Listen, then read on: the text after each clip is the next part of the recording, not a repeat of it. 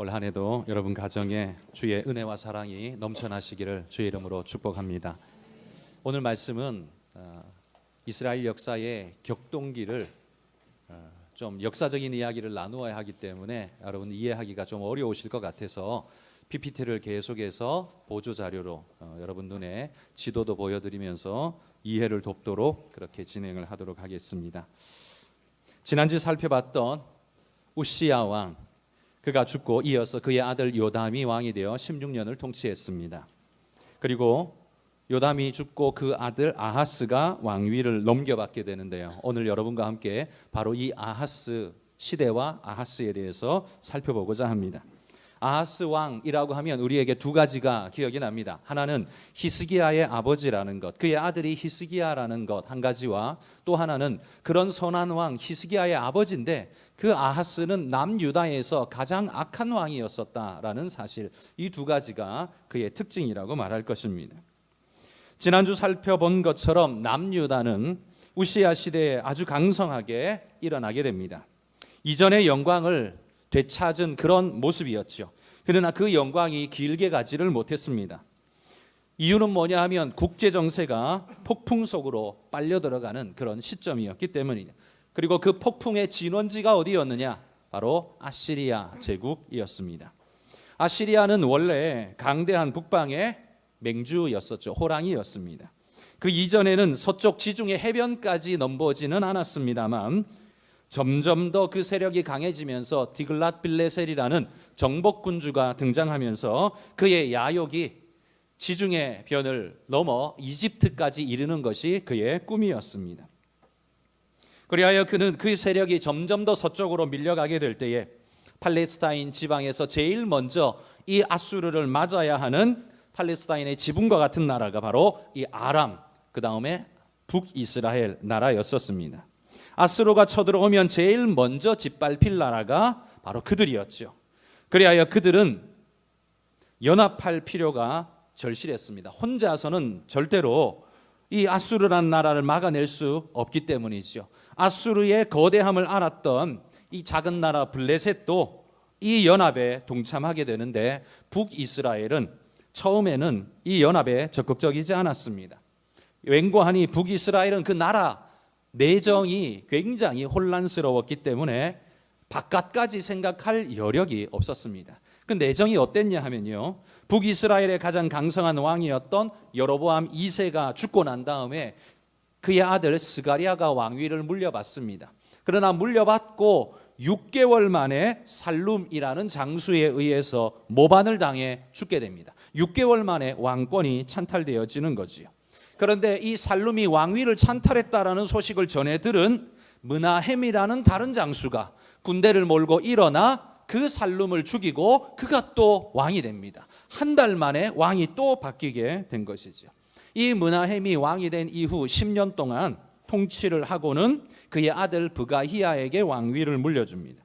그러나 그 아들 브가히야도 왕위에 오른 지 2년 만에 그의 장수였던 베가라는 사람에 의해서 모반을 당해 죽게 됩니다.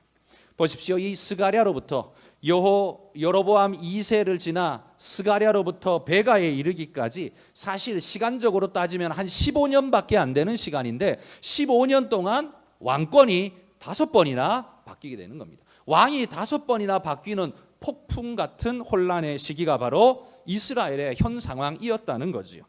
그러다 보니 북이스라엘 나라는 바깥을 생각할 겨를이 없는, 스스로도 제대로 세워질 수 없는 콩가루 나라였습니다. 이런 혼돈의 나라이니 북방 아시리아의 세력이 밀려오는 그 느낌, 감지를 할 수가 없었습니다. 북쪽 상황이 예사롭지 못함을 이미 느끼고 있었던 아람 나라는 블레셋과 연합해서 북이스라엘의 당시 왕이었던 브가히야에게 동맹에 동참해라, 안 그러면 우리 모두 아수르에게 죽는다 요구합니다. 함께 제안하죠. 함께 이 동맹에 뛰어들라는 거예요. 그러나 이 브가히야는 이 동맹에 별로 관심이 없었습니다. 다가오는 어둠의 그림자를 제대로 감지하지를 못했던 거죠. 이때 아람과 블레셋은 베가라는 장수를 부추겨 브가히야를 모반하도록, 죽이도록 만들고 왕좌를 찬탈하게 만듭니다. 그리고 이 왕위에 오른 베가는 아람과의 연합을 공고히 하면서 반아수르 연합에 가담하게 됩니다.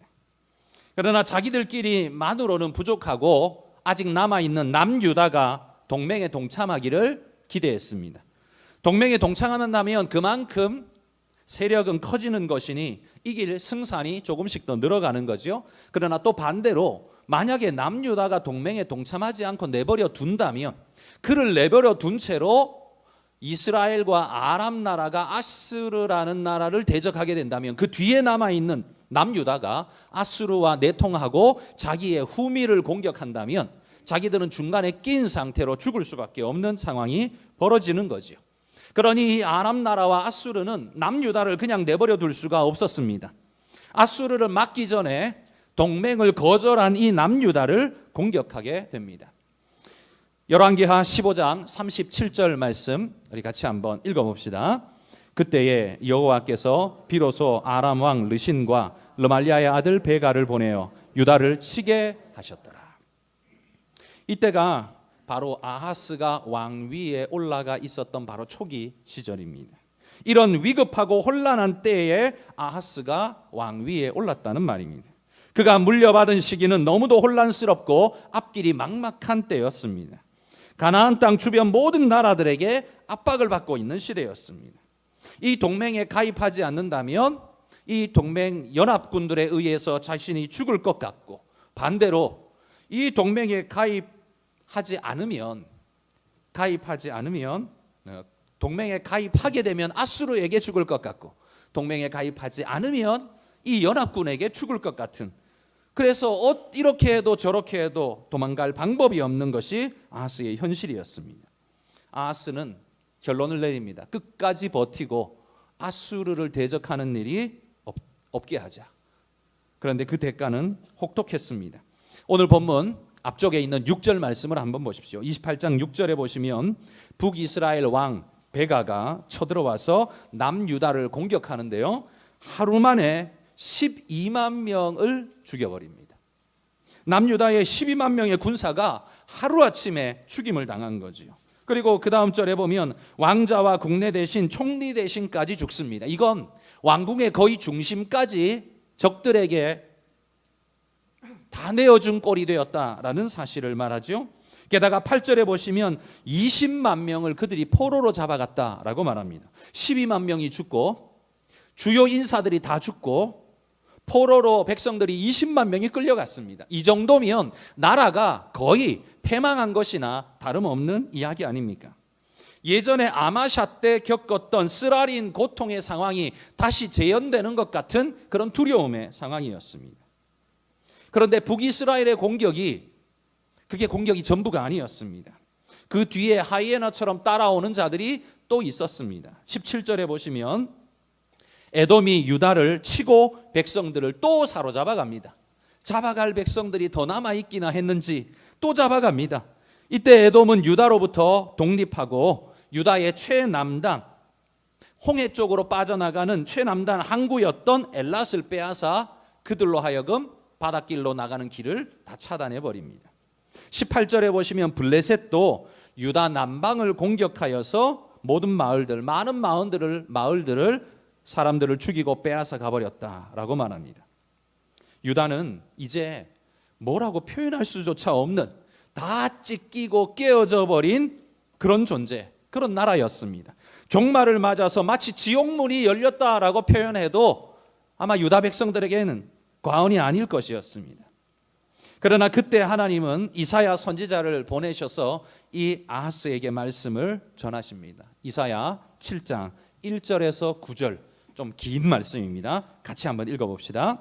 우시아의 손자요 요담의 아들인 유다의 아하스 왕 때에 아람의 르신 왕과 르말리아의 아들 이스라엘의 베가 왕이 올라와서 예루살렘을 쳤으나 능히 이기지 못하니라. 어떤 사람이 다윗의 집에 알려 이르되 아람이 에브라임과 동맹하였다 하였으므로 왕의 마음과 그의 백성의 마음이 숲이 바람에 흔들림같이 흔들렸더라. 그때에 여호와께서 이사야에게 이르시되 너와 내 아들 스알야숲은 윗못 수도 끝 세탁자의 밭 큰 길에 나가서 아하스를 만나 그에게 이르기를 너는 삼가며 조용하라. 르신과 아람과 르말랴의 아들이 심히 노할지라도 이들은 연기나는 두 부지깽이 그루터기에 불과하니 두려워하지 말며 낙심하지 말라. 아람과 에브라임과 르말랴의 아들이 악한 꾀로 너를 대적하여 이르기를 유다가 올라가 유다를 쳐서 그것을 우리를 위하여 그것을 무너뜨리고 다베엘의 아들을 그 중에 세워 왕으로 삼자 하였으나 주 여호와의 말씀이 그 일은 서지 못하며 이루어지지 못하리라. 대저 아람의 머리는 다메섹이요 다메섹의 머리는 르신이며 65년 내에 에브라임이 패망하여 다시는 나라를 이루지 못할 것이며 에브라임의 머리는 사마리아요 사마리아의 머리는 르말랴의 아들이니라. 만일 너희가 굳게 믿지 아니하면 너희는 굳게 서지 못하리라 하시니라. 여러분, 이 말씀의 결론이 뭡니까? 그들이 엄청나게 강성하여 공격해 오지만 결국은 그들이 멸망할 것이라는 겁니다. 너희가 아니라 그들이 멸망할 것이다. 그러니 너희는 두려워하지 말고 이 상황이 무섭기도 하고 괴롭기도 하겠지만 이겨내라, 견뎌내라 말씀하는 겁니다. 그리고 더불어 이렇게 말합니다. 만일 너희가 굳게 믿지 아니하면 너희는 굳게 서지 못하리라. 무엇을 굳게 믿습니까? 하나님께서 하신 말씀을 굳게 믿고 견뎌내라는 겁니다. 그러지 못하면 마음이 바람에 이는 갈대처럼 쓰러지고 이리 밀리고 저리 밀려서 떠밀려 결국 무너지게 될 거라는 거죠. 하나님을 버리지 말고 믿음을 붙잡으라 말하고 있습니다. 그러나 결국 아하스는 여러분 믿음을 선택하기보다 현실을 선택하게 됩니다. 오늘 본문 역대하 28장 16절 오늘 본문의 첫 구절 읽어봅시다. 그때에 아하스 왕이 아수르 왕에게 사람을 보내어 도와주기를 구하였으니. 아하스는 하나님을 구하며 믿음의 눈을 들고 기다렸어야 하는데 위기 상황이 그의 마음을 조바심 나게 만들어서 기다리지 못하게 만들어 버렸습니다. 사실 우리의 선택이 잘못되었다는 것은 늘 이런 조바심 때문 아닙니까? 여러분, 우리가 장기나 바둑을 두는 사람 옆에서 훈수를 뚫 때 한번 생각해 보십시오. 실력이 똑같은 사람이라 할지라도 직접 바둑이나 장기를 두고 있는 사람은요, 마음에 조바심이 듭니다. 지면 안 되는데, 이겨야 되는데 라는 마음 때문에요, 조바심이 들다 보니까 시야가 좁아집니다. 그러나 훈수 두는 사람은 뭐 저도 상관없고 이겨도 상관없기 때문에 마음 편안하게 조바심 없이 바라보다 보니까 더 넓은 걸 바라보고 더 잘하는 것처럼 느껴지게 됩니다. 객관적으로 볼 수 있기 때문이겠지요.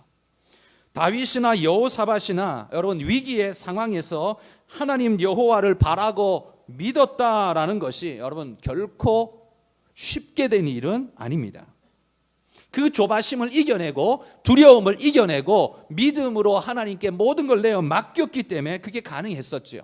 우리도 이 성경을 읽으며 이런 생각됩니다. 그런 때를 만나면 우리도 그러하리라. 나도 그러하리라. 하나님을 믿고 의지하리라. 그런데 막상 현실이 닥치면 어떻습니까? 위기의 상황, 아주 두려움의 상황이 닥치면 우리는 믿음을 선택하지 못하고 현실에 떠밀려 가버릴 때가 너무 많다는 겁니다. 그런데 여러분, 그렇게 현실에 어쩔 수 없이 떠밀려 가면 그 현실이 우리에게 답을 주던가요? 어쩔 수 없는 선택이라고 해서 우리의 현실이 우리에게 자비를 베풀어 주던가요? 아닙니다. 아하스는 하나님을 의지하기보다 현실을 선택했습니다. 눈앞에 닥친 아람, 이스라엘, 블레셋, 에돔 그 공격 앞에 그의 유일한 선택은 아수르밖에 없다, 그렇게 생각을 한 거죠. 그래서 그에게 원군을 요청했던 것입니다. 그래서 아수르의 원군을 받아서 이 위기를 이겨내고자 한 것입니다. 그런데 결과가 어떻게 됩니까? 성경을 보십시오. 2절 말씀, 20절 말씀 같이 한번 읽어봅시다. 아수르 왕 디글랏 빌레셀이 그에게 이르렀으나 돕지 아니하고 도리어 그를 공격하였습니다. 돕지 아니하고 오히려 공격을 했습니다. 아수르는 그의 구원자가 아니었습니다. 이사야 선지자의 말처럼 그는 믿고 기다렸었어야 했습니다. 조급한 마음에 그는 현실을 그냥 택해버렸는데 그 현실이 그에게 자비를 베풀어 주지 않았습니다. 그도 그럴 것이요. 당시 아수르는 유다의 원군 요청을 받아서 출병하기는 했지만 사실 이미 디글랏빌레셀은 지중해 변 그 서쪽 팔레스타인 지역을 다 점령해 버리려고 이미 야욕을 품고 있었습니다. 언제 갈까 시기를 재고 있었을 뿐입니다. 그런데 마침 유다가 와서 구해 주십시오라고 요청을 해주니 명분까지, 출병의 명분까지 얻은 것입니다. 만약에 이 유다를 구해주는 정도의 출병이었다면 군사가 그렇게 많지는 않았을 겁니다. 그런데 어마어마한 군대를 이끌고 서쪽으로 진군해 갑니다. 이건 한 나라를 위협하는, 그 괴롭히는 나라를 막아주는 정도의 군사력이 아니라 팔레스타인 일대를 다 쓸어버리겠다는 아수르의 야욕이 그 안에 숨어 있었던 거죠. 그래서 디글랏빌레셀은요, 먼저 지중해 해안 도로를 따라 질풍같이 내려오게 됩니다. 가장 먼저 해안 도로를 따라 블레셋까지 내려와서 블레셋을 제일 먼저 공격하게 됩니다. 지금 연맹국가 중에 가장 작은 나라가 블레셋입니다. 그런데 굳이 가장 작은 나라를 공격하기 시작한 건 먹기 쉽기 때문에 그를 공격한 게 아니라 이건 전략적 선택이었습니다. 웬고하니 블레셋이 있는 그쪽은요, 바로 애굽이 올라올 수 있는 길목이었기 때문입니다. 그래서 제일 먼저 블레셋을 공략하고 애굽이 올라올 수 있는 길목에 아수르 군대를 포진시킴으로써 이후에 이스라엘과 아람을 공격하러 갔을 때 뒤에 후방을 안전하게 하기 위해서 블레셋부터 치고 거기에 군사를 배치했던 겁니다. 그리고 이 블레셋을 공격해 정복하고 난 다음 아수르 군대를 애굽 변방에 배치해 놓고 딱 막아선 다음 그 다음 군대를 이끌고 북이스라엘로 올라갑니다. 처음 공격한 곳은 아람과 가까운 갈릴리 지역이었습니다. 이 북이스라엘과 아람이 맞닿아 있는데 그 접지점쯤에 있는 곳이 바로 갈릴리 지역이었습니다. 바로 이 두 나라가 붙어 있는 갈릴리 지역을 공격한 이유가 뭐겠습니까? 두 나라의 동맹을 깨는, 허리를 끊어놓는 공격이었죠. 허리를 끊어서 두 나라를 분리시켜서 약화시키는 작업을 한 것입니다. 그래서 갈릴리 지역을 차지하고 그 다음에 요단 동편까지 흡수해 버렸습니다. 북이스라엘의 왕 베가는 아수르 왕의 공격 앞에 무력하게 무너질 수밖에 없었습니다. 그런데 마침 북이스라엘의 안에서는요, 이 베가의 선택이 잘못되었다 그러면서 호세아라는 자가 일어나서 베가를 대항해 베가 왕을 죽여버리고 아수르의 항복을 표하면서 공물을 바치겠다 약속합니다. 디글랏빌레셀 왕은 이스라엘의 항복을 받아들이고 조공을 명합니다. 그리고는 아람을 공격하러 갑니다. 이 때문에 북이스라엘은 위기를 겨우 모면한 것 같습니다. 그런데 이 디글랏빌레셀이 이후에 죽고 아들 살마네셀이 왕위에 올랐을 때 이 북이스라엘의 왕 호세아는 오판을 하게 됩니다. 디글랏빌레셀이 죽었으니 이제 우리가 한번 해볼만 하지 않겠는가? 그러면서 이집트, 애굽과 동맹을 맺고 아수르를 견제하고 조공 바치던 걸 딱 끊어버립니다.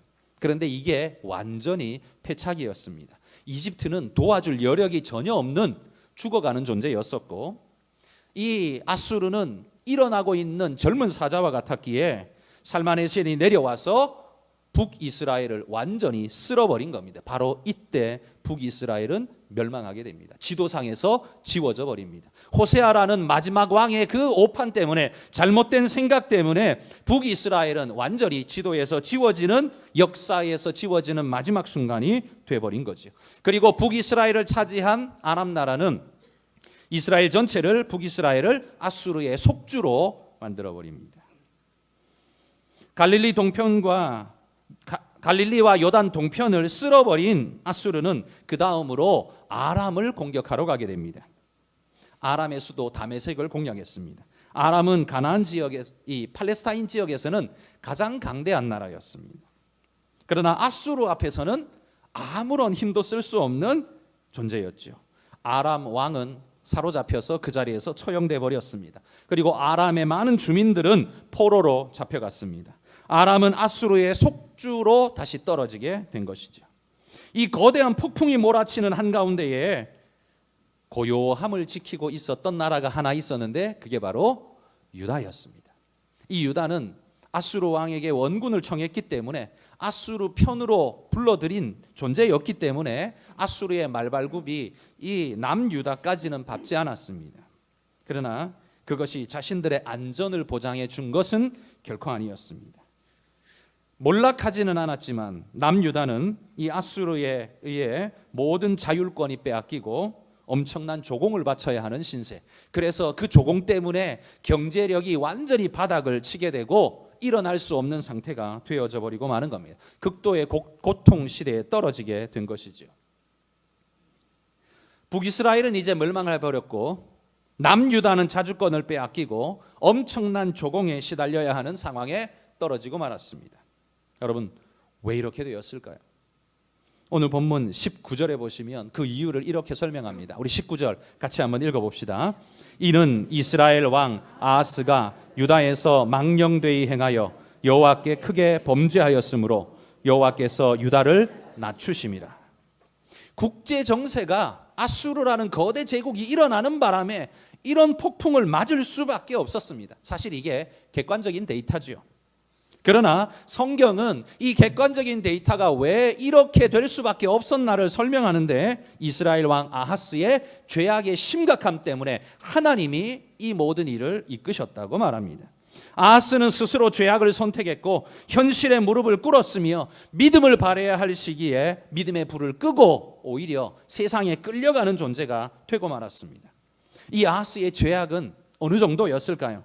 역대하 28장 2절에서 4절 말씀 같이 읽어봅시다. 이스라엘 왕들의 길로 행하여 바알들의 우상을 부어 만들고 또 흰놈의 아들 골짜기에서 분향하고 여호와께서 이스라엘 자손 앞에서 쫓아내신 이방 사람들의 가증한 일을 본받아 그의 자녀들을 불사르고 또 산당과 작은 산 위와 모든 푸른 나무 아래에서 제사를 드리며 분향하니라. 아하스는 다윗의 후손 남유다의 왕이면서 아합의 가문처럼 나라를 통치했습니다. 오죽했으면 19절에 아하스를 가리켜 말하기를 이스라엘의 왕 아하스 이렇게 불렀습니다. 여러분, 그 시대의 이스라엘은 북이스라엘이죠. 남쪽은 유다라는 이름을 따로 가지고 있었습니다. 그러니까 유다 왕 아하스라고 불러야 정상인데 이스라엘 왕 아하스라고 부르고 있는 건 의미가 깊은 거죠. 물론 그 민족 전체가 이스라엘이었기 때문에 이렇게 부른다고 해서 틀린 말이다라고 말하기는 어려울 겁니다. 그러나 구별된 시대 속에 굳이 그렇게 부르고 있는 건 이스라엘 민족이기 때문이 아니라 북이스라엘의 아합의 가문처럼 남유다를 그렇게 우상숭배와 죄악으로 몰고 가버린 북이스라엘을 따라간 왕이라고 해서 마치 조롱조와 같이 성경은 그를 그렇게 부르고 있는 것 같습니다. 그는 다윗의 혈통 속에 있었지만 아합의 영적 흐름 속에 있었습니다. 그래서 유다의 왕이 아니라 이스라엘의 왕 이런 취급을 받고 있는 거죠. 하나님이 가장 싫어하는 우상 숭배의 끝판왕이었습니다.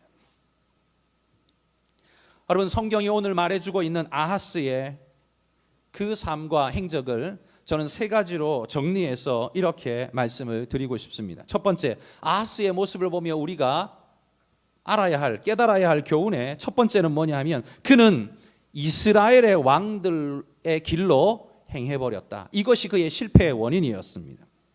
그는 비록 남유다 다윗의 후손이었지만 마치 아합의 자손인 것처럼 그렇게 살았다는 말입니다. 그의 행위에 하나님의 도우심이 없었던 것이 아닙니다. 하나님은 이사야 선지자를 보내셔서 당신의 뜻을 분명히 전했습니다. 그리고 네가 믿고 기다리면 하나님의 구원이 임할 거라는 걸 전해주셨습니다. 그러나 그는 그런 말씀을 받았음에도 불구하고 믿음을 선택하지 않고 현실에 떠밀려 일명 세상이 말하는 대세에 휩쓸려 끌려가 버린 존재가 되었습니다.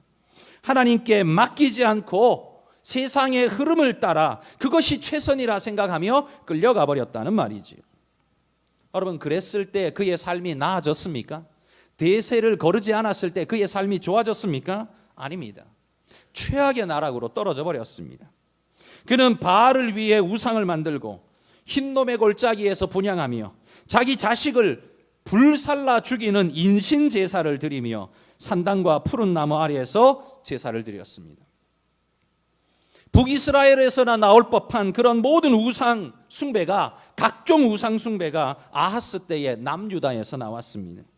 그래서 아하스는 우상 숭배의 종합 선물 세트 같은 존재가 되어버렸습니다. 여러분, 사탄이 그의 모습을 보며 그 나라의 형국을 보며 얼마나 좋아했을까요? 하나님의 성전이 더럽혀지고 하나님의 이름이 얼마나 조롱거리가 되어버렸을까요?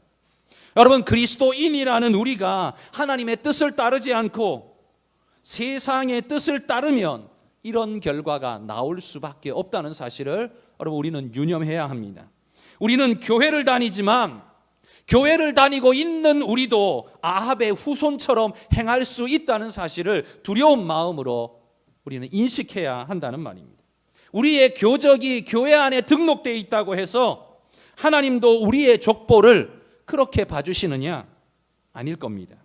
우리의 행적이 어떤 족적을 남기느냐에 따라 우리의 소속을 달리 보실 겁니다. 여러분은 진정 하나님의 사람이 맞으십니까? 혹시 세상적 선택에 앞장서며 늘 대세를 거르지 않고 세상이 밀어내는 대로 밀려다니면서 그렇게 세상의 법을 우선시하는 그런 존재는 아니십니까? 우리가 이렇게 말할 때 아하스는 이렇게 항변할지 모릅니다. 그러기에는 내 현실이 너무나 혹독했다. 누구라도 내 상황, 내 위치에 있었다면 그럴 수밖에 없었을 것이다. 그러니 나만 탓하지 마라. 아마 아하스는 그렇게 항변할지 모릅니다. 그러나 여러분, 그의 말이 거짓이라고 증명해 준 사람이 누구냐 하면 바로 그의 아들 히스기야였습니다. 왜냐하면 히스기야도 똑같이 아수르 군대의 위기 상황에 직면해 있었거든요. 사실 아하스 때에는요, 아수르가 바로 공격한 게 아니라 다른 나라를 공격했고 위협 속에서 이 아하스는 아수르에게 그냥 무릎을 꿇고 말았습니다. 그런데 히스기야 때는 어떻습니까? 히스기야 때는요, 18만 5천이나 되는 군대가 직접 예루살렘을 감싸고 포위 공격을 하며 죽이려고 덤벼들었던 때가 히스기야 때입니다. 그러니까 아하스 때보다 훨씬 더 위험한 때죠. 그런데 히스기야는 어떻게 합니까? 히스기야는 하나님 말씀 붙들고 끝까지 믿음으로 이겨냅니다. 견뎌냅니다. 상황이 어려워서 포기한 게 아니라 상황이 어려워도 하나님을 붙잡고 이겨내었습니다. 아버지 아하스는 이사야의 경고를 무시했지만, 왜? 조바심에, 두려움에 떠밀려서 무시했지만, 히스기야는 이사야의 말씀을 듣고 하나님만 붙들며 그 절체절명의 위기 상황 속에서도 하나님만 붙들고 기도하는 자가 되었습니다. 그러니 여러분, 히스기야는 바로 그의 아버지 아하스의 선택을 꾸짖는 사람과 같이 되었죠. 18만 5천이라는 엄청난 군대가 히스기야의 그 믿음 앞에 하나님이 역사하셔서 하루아침에 송장이 되었습니다. 여러분, 이게 현실적으로 가능한 일이겠습니까? 이게 하나님이 역사하지 않았다면 이게 가능한 일이겠습니까? 이런 선택이 현실적이라고 말할 수 있을까요? 히스기야의 그 선택을 뉴스가 만약에 9시 뉴스에 8시 뉴스에 기자가 그걸 기사거리로 삼는다면 저 지도자는 미쳤다고, 광신도라고, 저 사람 끌어내려야 한다고 아마 반드시 그렇게 나왔을 겁니다. 여러분, 우리는 현실적인 선택을 하는 사람이 아니라 믿음의 선택을 해야 하는 사람이라는 걸 잊지 마시기를 소망합니다. 우리는 세상이 옳다는 걸 증명하며 살아가는, 세상에 떠밀려가는 사람들이 아니라 믿음이 이기는, 신앙을 증명하는 삶을 살아야 하는 존재라는 사실입니다. 여러분, 다윗이나 여호사밧이 그런 믿음의 삶을 살 수 있었던 건 그의 삶이 꽃길만 걸었기 때문에, 평안한 꽃길만 걸었기 때문에 그렇게 살 수 있었던 게 아닙니다. 그들도 벼랑 끝에 몰려 폭풍 속에서도 그는 신앙의 꽃을 피웠습니다. 아하스는 상황이 너무 열악해서 그럴 수밖에 없었던 것이 아닙니다. 그럴 수밖에 없다고 스스로가 자기 합리화를 해버렸기에, 미리 포기해버렸기에 믿음의 결단을 할 의지조차 없었습니다. 순교는 신앙을 증명하는 가장 확실한 표이기도 합니다. 그런데 순교의 상황은 우리가 배교를 해도 어쩔 수 없었다라고 말할 수 있는, 어찌 보면 근거를 만들어주는 시기입니다. 왜? 잘못하면 죽으니까요. 목숨이 제일 중요하니까요. 그렇게 말할 수 있다는 거죠. 우리는 늘 이 둘 사이에 서 있습니다. 이 만나는 어려움을 어느 길로 갈 것인가? 늘 똑같이 이 고통과 아픔의 상황을 만나는데 나는 어느 길로 갈 것인가? 여러분, 그래서 인생은 결국 선택이고 그 선택의 기초는 믿음입니다. 하나님께서 이런 상황에도 역사하실 것을 믿기에 믿음의 길을 가는 사람이 있고, 이런 상황은 현실적으로 그런 게 불가능해 라고 믿는 사람은 불신의 길로 갈 수밖에 없는 겁니다. 따지고 보면 둘 다 믿음이에요. 하나님의 살아계심과 역사를 믿는 믿음이거나 아니면 현실은 넘어설 수 없다는 믿음을 가진 사람이거나, 결국은 두 종류라는 말입니다. 여러분은 어떻습니까? 여러분은 현실의 상황이 떠밀어내는 대로 밀려다니면서 그건 어쩔 수 없는 일이야 라고 말하면서 살아가고 있습니까? 아니면 그 현실의 상황을 믿음으로 붙잡고 기도하면서 나아가는 사람입니까? 우리는 늘 자기 자신을 정당화시키며 자신의 불신의 선택이 그럴 수밖에 없었다라고 변명하면서 살아가기를 여러분 우리는 좋아합니다. 그러나 그런 상황에도 히스기야처럼 믿음을 선택하고 기도할 수 있으며 하나님을 구할 수 있을 때, 그때야말로 진정 하나님의 기적 역사를 맛볼 수 있는 때가 아니겠습니까? 하나님은 여러분을 그렇게 부르고 계신 줄 믿습니다. 여러분, 아하스의 삶을 보면 두 번째 특징이 있습니다. 아하스의 삶은 여호와를 의지하지 않고 힘에 의존하는 삶을 살았습니다. 이사야 선지자는 하나님의 뜻을 분명히 전달했습니다. 아람과 이스라엘이 너희를 짓밟는 것 같아 보이겠지만 그러나 오히려 그들이 먼저 멸망할 것이다. 그러니 너희는 믿음을 지키고 인내하고 있으라. 믿음을 기다리며 주님을 의지한다면 하나님이 구원하실 것이다. 약속한 겁니다. 그러나 아하스는 그걸 믿을 수가 없었습니다. 왜? 너무 불안했고 너무 두려웠고 현실적으로 답이 안 나왔거든요. 눈에 보이는 아수르의 힘이 너무나 현실적으로 보였습니다. 그런 그의 생각을 우리가 다 틀렸다라고 말하기에는 그의 현실이 너무 혹독했죠.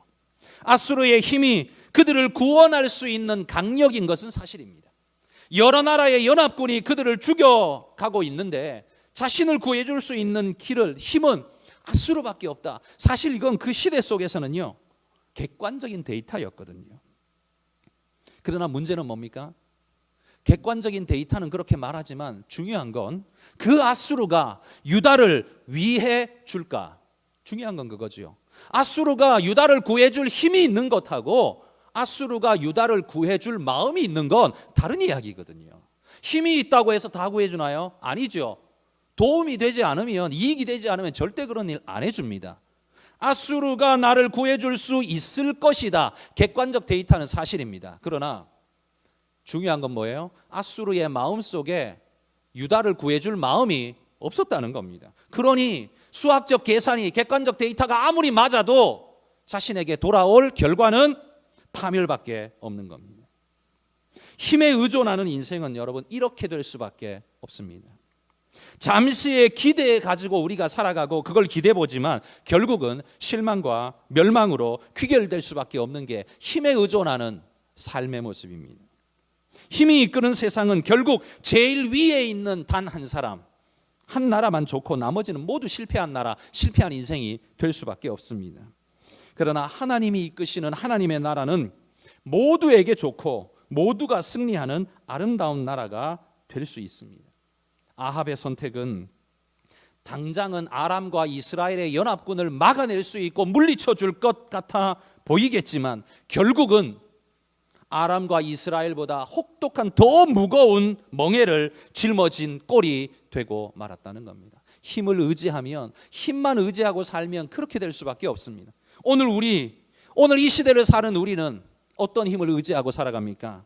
물질의 힘을 제일 많이 의지하고 살아갑니다. 그 다음은 권력의 힘을 의지하고 살아갑니다.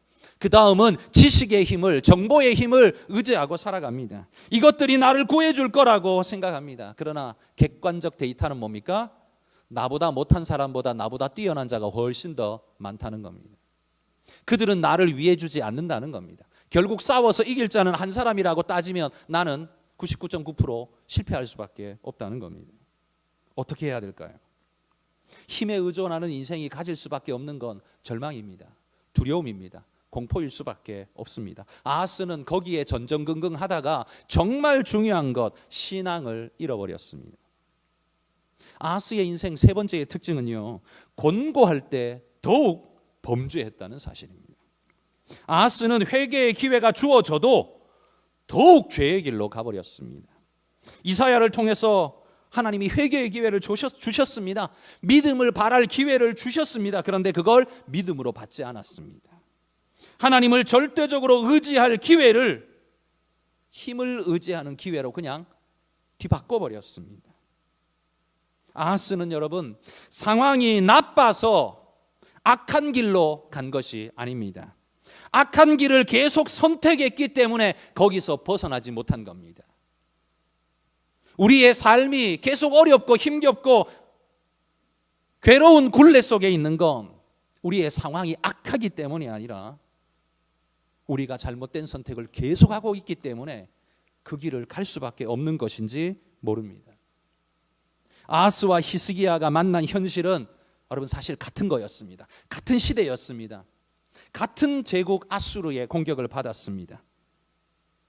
아하스는 비껴 맞았고 히스기야는 정면으로 맞았지만 오히려 아하스는 무너졌고 히스기야는 이겼습니다. 상황의 악함은 하나님의 부재를 설명하는 이유가 되지 않습니다. 하나님이 우리를 미워하심의 이유가 되지 않습니다. 상황의 악함은 우리의 믿음을 발할 시기임을 말해주는 증거일 뿐입니다. 그러나 조급함에 떠밀린 자는, 불신의 영에 사로잡힌 자는 하나님을 보지 못하고 아수르를 찾아 헤맬 뿐입니다. 도와줄 힘이 어디 있는가? 쟤들보다 힘센 자가 누구냐? 그렇게 찾아봐야 도움이 아니라는 말입니다. 썩은 동아줄 붙잡아봐야 구원이 없다는 말이죠. 여러분, 여러분의 삶이 겹겹이 어려움 속에 있으십니까? 이스라엘이 치고 가더니만 그 다음엔 블레셋이 치고 가고 그 다음엔 에돔이 치고 가고 그 다음엔 아수르가 치고 가는 것 같은 그런 겹겹이 어려움 속에 여러분 인생이 놓여 있으십니까? 그래서 내가 이렇게 할 수밖에 없는 상황이다, 그렇게 생각이 되십니까? 여러분, 아하스처럼 살지 마시기를 주의 이름으로 축복합니다.